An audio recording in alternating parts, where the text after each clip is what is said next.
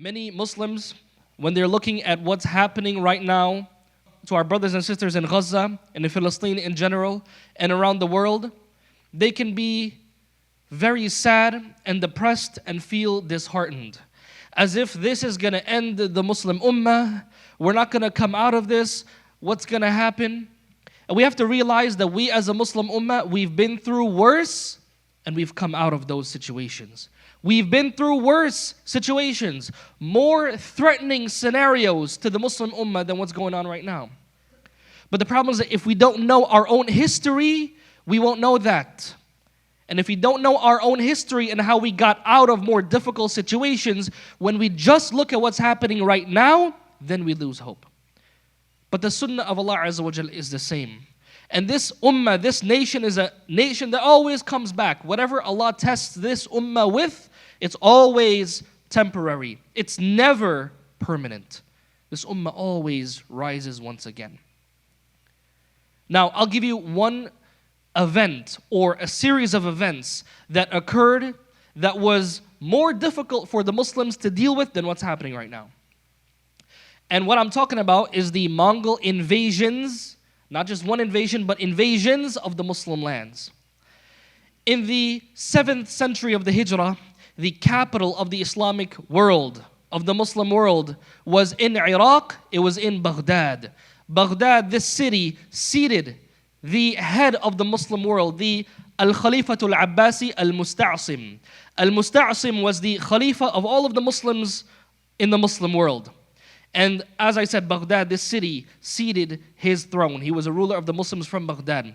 And the Mongols, they were ruled by a man by the name Mongol Khan. And he was the great, not the great-grandson, but the grandson of Genghis Khan. And they were expanding their territories like never before. And he wanted to capture the lands of the Muslims. So he would send letters to Al-Musta'sim saying that, let us come into your land. Right? There's not going to be any fighting. Let us conquer you. Al-Musta'sim said no. He said, you know what? We have walls around the city of Baghdad. We're going to be able to take them. We have our army. And Al-Musta'sim was one of those rulers of the Abbasid Khilafah that, you know, the historians, they say he wasn't very bright. He didn't make a lot of good decisions. And he was very easily deceived by his own advisors. So he was someone that was very naive. He said, fine, you know, we could take this. We have our walls. We have our military. We're going to be fine. But how wrong was he? Mongol Khan, he sends another grandson of Genghis Khan by the name Hulagu Khan, and he sends him to Baghdad. And when the Mongols come in, they come in from the east. They come in through Khorasan and the areas of Persia, and then they come into the Muslim lands, and they come into Baghdad. And they lay siege to the city for a couple of weeks approximately. And they weren't able to come in, but they used their catapults, and they eventually destroyed the walls, and they were able to come in. And even within the court of Al-Musta'sim, some of his advisors even cooperated with Hulagu. Right? You had some traitors from within who cooperated with their enemies. And when the Mongols came through those walls, what ensued was among the worst massacres that ever happened in history. Many Muslims were killed. They would come in, they rounded up all of the members of the Abbasid government, including Al-Musta'sim. They would go to all of the villages and all of the towns within Baghdad, and they would capture all of the Muslims, line up all of the men like animals and slaughter them. And they would take their women and rape them and sell them into slavery, and including their children as well. And bodies lined up and were stacked upon each other. It was a bloodbath. And they would go after imams and khatibs and students of knowledge and memorizers of the Quran, and they would slaughter them. They would destroy schools. They would destroy universities. They would destroy hospitals, homes. They destroyed everything without even caring. And Ibn Kathir, rahimahullah, one of the scholars of the past, one of the Muslim historians, he mentions that there is some difference of opinion concerning the historians as to how many Muslims were killed. And some estimates go up to even 2 million Muslims.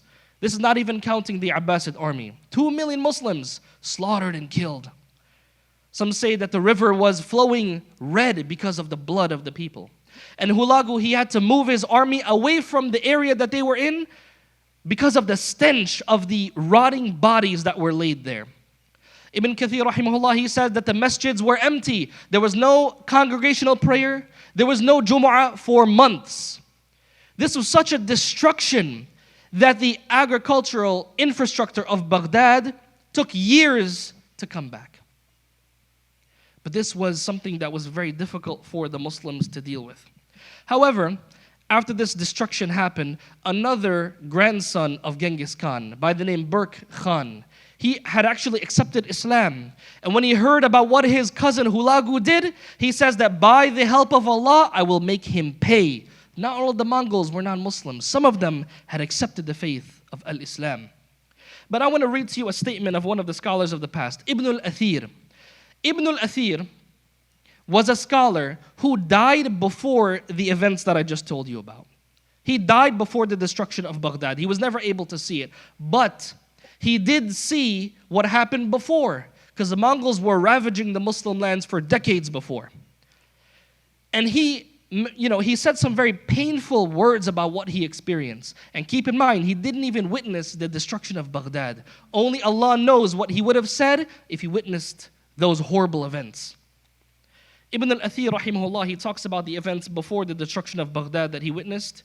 He says in his book of history, he said, لَقَدْ بَقِيتُ عِدَّةَ سِنِينَ مُعْرِضًا عَنْ ذِكْرِ هَذِهِ الْحَادِثَةِ اسْتِعْظَامًا لَهَا كَارِهًا لِذِكْرِهَا.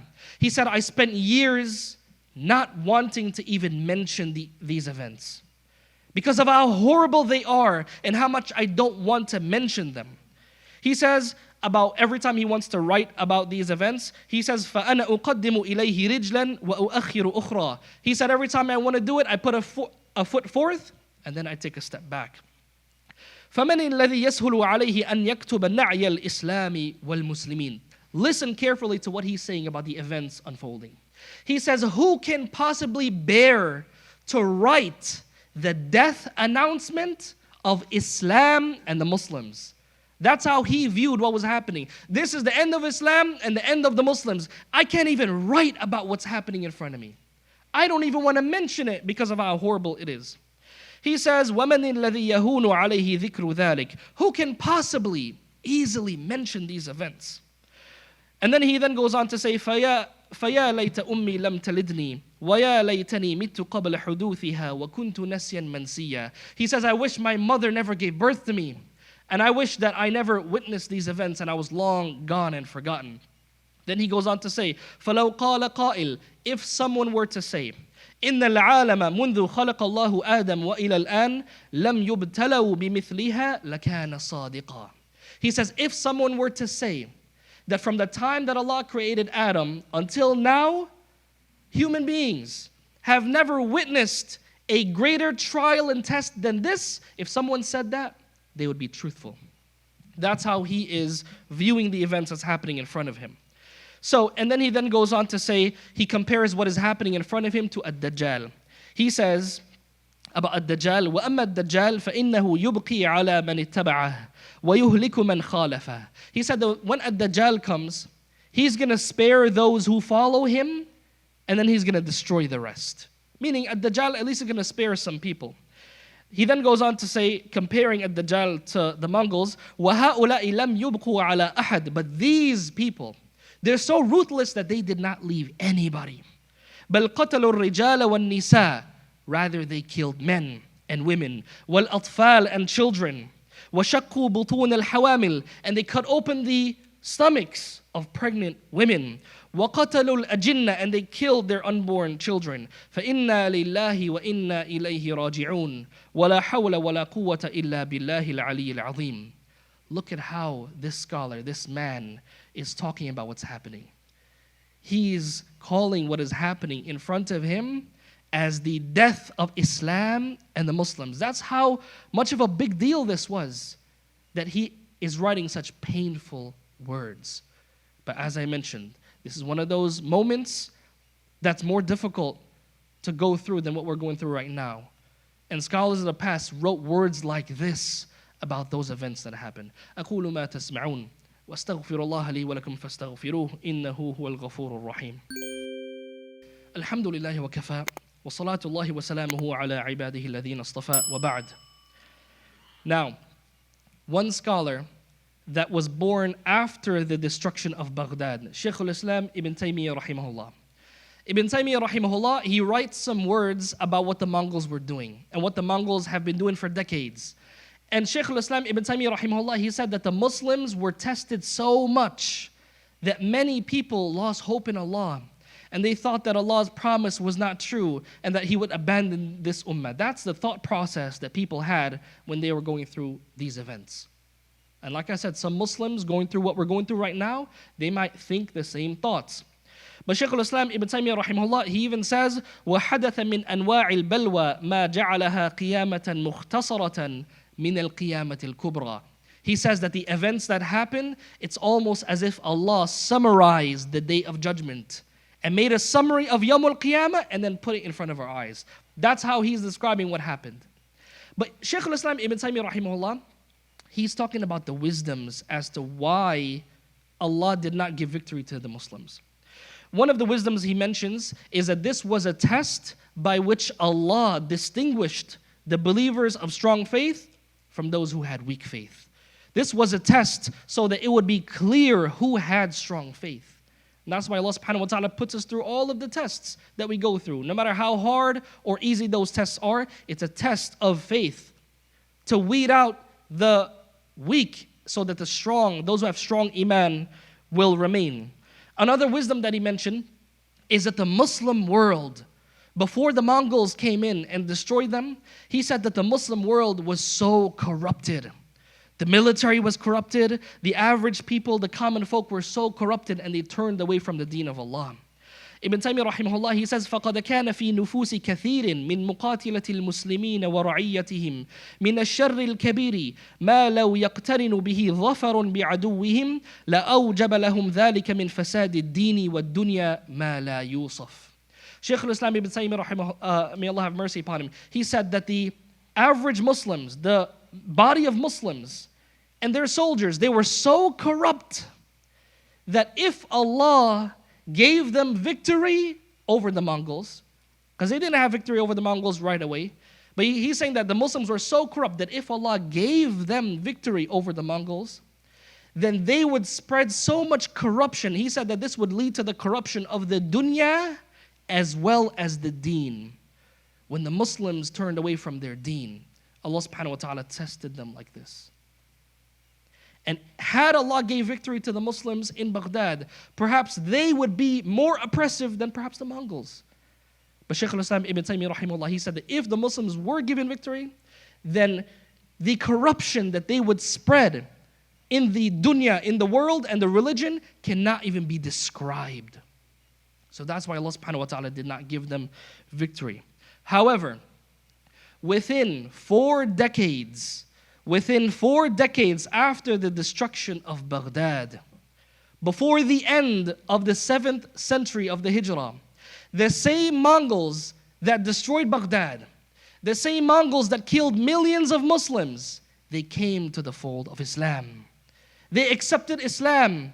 And even though they tried to defeat the Muslims, they were defeated by Islam. They came into the folds of Islam. And they became rulers of the Muslims, following the deen of Allah Azza wa Jal.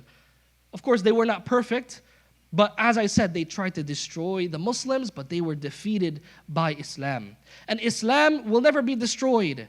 It wasn't destroyed in this event in history. It wasn't destroyed before, in the time of the companions when they had to go through struggles, and it's not going to be destroyed in our times as well. The Messenger of Allah sallallahu alaihi wasallam, he says, Al-Islamu ya'lu wa la yu'la. Islam is dominant. Islam overcomes, and nothing overcomes Islam. Even the Prophet Muhammad sallallahu alaihi wasallam, he himself went through many difficulties, and he suffered. Islam was very small during his time. Once upon a time, they were persecuted in Mecca for over a decade. And perhaps they had many reasons to doubt if we're even going to make it. But look, Allah subhanahu wa ta'ala gave them victory at the end. Allah subhanahu wa ta'ala saved them. Allah subhanahu wa ta'ala brought them out. And Allah even reminds the Prophet Muhammad sallallahu alayhi wa sallam about this. In one verse, Allah, He says, وَإِذْ يَمْكُرُ بِكَ الَّذِينَ كَفَرُوا لِيُثْبِتُوكَ أَوْ يَقْتُلُوكَ أَوْ يُخْرِجُوكَ. Allah, He says to the Prophet Muhammad sallallahu alayhi wa sallam that remember when they plotted and planned to capture you, or to kill you, or to drive you out of your land. Remember when they planned all of these things and you were so afraid? Allah subhanahu wa ta'ala, He says, وَيَمْكُرُونَ وَيَمْكُرُ اللَّهِ. They plot and they plan, but Allah subhanahu wa ta'ala also plans as well. وَاللَّهُ خَيْرُ الْمَاكِرِينَ. And Allah subhanahu wa ta'ala is the best of planners. That's what we have to remember, no matter what difficulty we are going through as an ummah. And that is that everything is going according to Allah subhanahu wa ta'ala's plan. Just as what happened with the Mongols, that was all according to Allah subhanahu wa ta'ala's plan, and this ummah came out of it. Just like that. This ummah is going to come out of this situation that we're in right now. As Allah subhanahu wa ta'ala, He says, كَتَبَ اللَّهُ لَأَغْلِبَنَّ أَنَا وَرُسُلِي. That Allah subhanahu wa ta'ala, He says in the Quran, that Allah has decreed that I and my messengers will be supreme. Allah subhanahu wa ta'ala, He says, وَاللَّهُ غَالِبٌ عَلَىٰ أَمْرِهِ. That Allah's will is always dominant, and never doubt that. But the problem is, when we only look at what's happening right now, and we forget about our history, we can lose focus. We can have the incorrect perspective, and that's why it's important for us as Muslims to know our history. One academic, Arthur Schlesinger, he says, it is useful to remember that history is to the nation as memory is to the individual. As persons deprived of memory, they become disoriented and lost, not knowing where they have been and where they are going. So a nation denied a conception of the past will be disabled in dealing with its present and its future. We ask Allah subhanahu wa ta'ala to give us understanding. Allahumma ameen. We ask Allah subhanahu wa ta'ala to give us sabr. Allahumma ameen. Allahumma a'izz al-Islam wal-Muslimin. Allahumma ansur al-Islam wal-Muslimin. اللهم انصر المسلمين المستضعفين في كل مكان. اللهم انصر المسلمين المستضعفين في فلسطين. اللهم انصر المسلمين المستضعفين في غزة. اللهم ارحم موتاهم واشف مرضاهم واحفظ أحياءهم من كل شر ومن كل سوء. يا قوي إنهم ضعفاء فقوهم. اللهم أطعم جياعهم واسق عطاشهم. اللهم ارزقهم من حيث لا يحتسبون. اللهم اجعل لهم مخرجا. لا إله إلا أنت سبحانك إنا كنا من الظالمين. حسبنا الله ونعم الوكيل. ولا حول ولا قوة إلا بالله العلي العظيم. اللهم صل على محمد وعلى آل محمد كما صليت على إبراهيم وعلى آل إبراهيم إنك حميد مجيد. اللهم بارك على محمد وعلى آل محمد كما باركت على إبراهيم وعلى آل إبراهيم إنك حميد مجيد. وقوموا إلى صلاتكم. الله أكبر.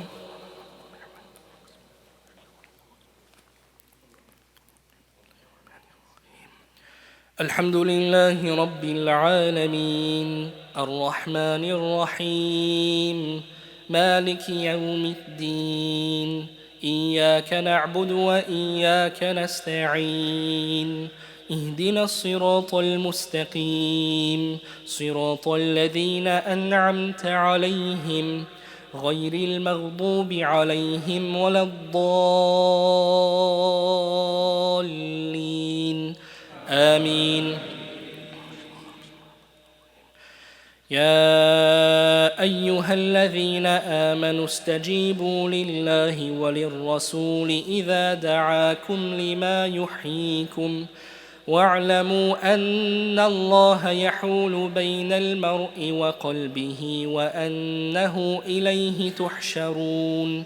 واتقوا فتنة لا تصيبن الذين ظلموا منكم خاصة واعلموا أن الله شديد العقاب. واذكروا إذ أنتم قليل مستضعفون في الأرض تخافون أن يتخطفكم الناس فآواكم وأيدكم بنصره ورزقكم من الطيبات لعلكم تشكرون. يا أيها الذين آمنوا لا تخونوا الله والرسول وتخونوا أماناتكم وأنتم تعلمون. واعلموا أنما أموالكم وأولادكم فتنة وأن الله عنده أجر عظيم.